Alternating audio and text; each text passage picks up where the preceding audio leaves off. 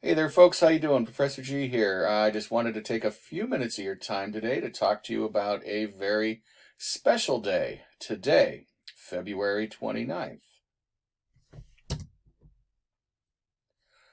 As you know, hopefully, February usually has 28 days in it, but every 4 years, roughly, February has an extra day today. So how come? Well, typically everyone knows that there are 365 days in our calendar year, all right? But it actually takes the Earth a little longer to complete one trip around the sun. It actually takes almost a quarter of a day longer. That's at 0.2422 there. If it were 0.25, it would be a quarter, right? So, as everyone knows, four quarters make a whole. So every 4 years, we would add an extra day to keep things in sync. Well, geologists love to round, as I always say. So if it were actually a quarter, then this would work out, but it's not quite. We'll touch on that a little later in this conversation. So you might be thinking, who cares, right? What's the big deal? What is the problem? Well, over time, we've been using this calendar for a very, very, very long time, as you'll see in a moment or two. Over time, the seasons would literally shift into different months. It would be warm in December and cold in June. And again, you might be thinking, well, no big deal. This is a really slow and gradual change. We'd just be used to, warm Christmases and cold 4th of Julys. Well, you're right, probably. But folks saw fit way back when to make sure that you didn't have to go through that.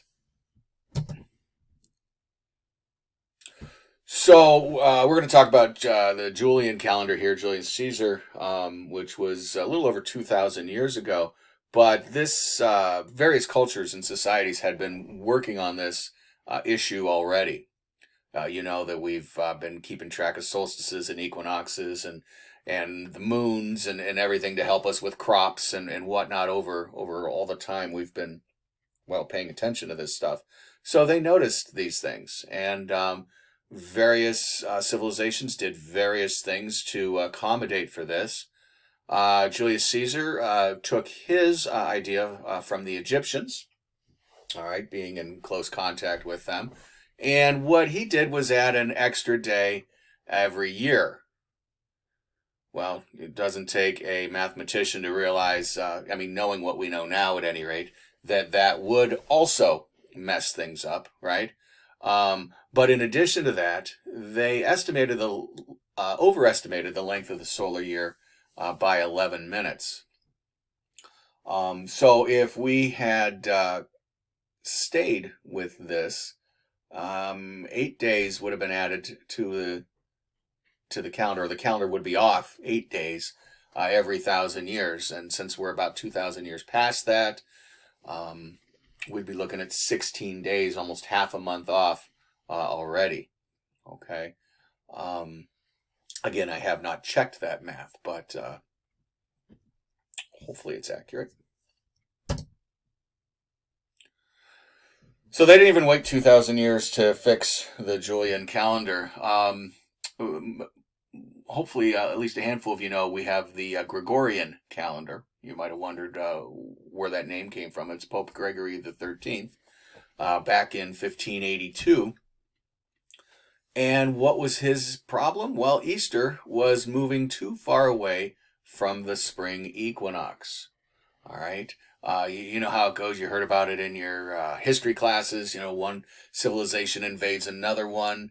They like to try to incorporate some of their traditions and cultures, so the folks still feel sort of at home, while they're imposing their own traditions and cultures on them as well. And Easter is one of those holidays where you have a great mix of pagan and Christian things going on at the same time there.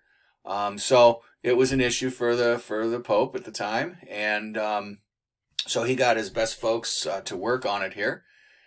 And what they figured out was that you need to add a leap day in years divisible by 4, unless it's also divisible by 100, in which case they didn't add a leap day.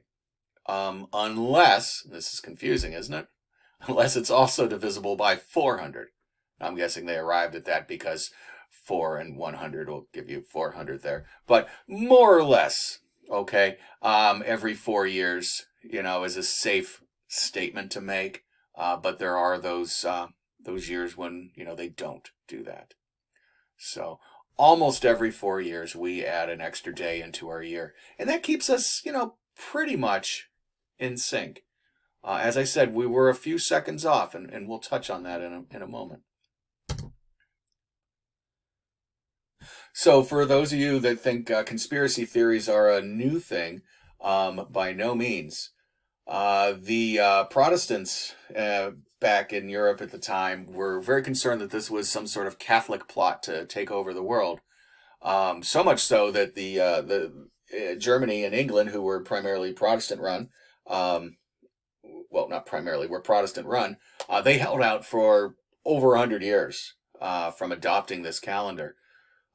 Germany went first, if I remember correctly, on the research I was doing to write this up last night. And then England finally came on board. It took an act of parliament in 1752 to fix this. And what they actually decided to do was on September 2nd, that the next day, in other words, you woke up on what should be September 3rd, it would actually be September 14th. All right. And then I guess they would adopt the rules in their calendar from there on out. So again, they had some mathematicians at work saying, all right, we need to do this to catch up. And then we do this every 4-ish years and we should be good. There was a couple sites had a funny quote from Benjamin Franklin at the time, something about what a lucky man to be able to go to bed one night and sleep for a week and a half. So I'm guessing that at least in the colonized parts over here, this is when America adopted the calendar as well.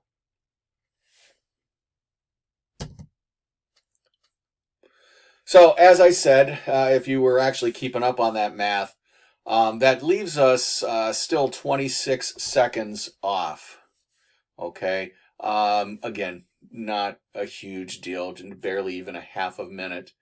Since 1582, since the Gregorian calendar has been in place, we have basically been off several hours. Okay, or it's accumulated to be off several hours.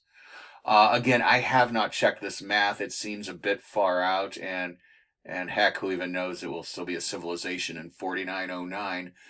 But based on that math, apparently, by 4909, we will be an entire day ahead of the solar year. I think we could all agree that that is something that we can surely live with, though. Also, all right, and you guys may be one of them. If so, happy special birthday. There's about 5 million people currently living that have a birthday on February 29th. Of course, they only get to celebrate that every 4 years. So what do? Apparently, obviously, some celebrate on the 28th, and some celebrate on March 1st. From what I can see, it is sort of just a choice that they make, whether they feel like they're more of a March baby or a February baby. And then every 4 years or so, they also, get to have their real birthday and have a very special birthday party. So again, if that's any of you or someone you love, make sure they have a special day. The other thing, I didn't give it a bullet point here, is that many of the websites out there, everything is on the web these days, right? Don't even accommodate for February 29th. Like the DMV, for example. I did not check New York State's, but again, this is just what I'm reading out there. So yikes, that's not cool. We worried about a similar thing in with Y2K a long time ago.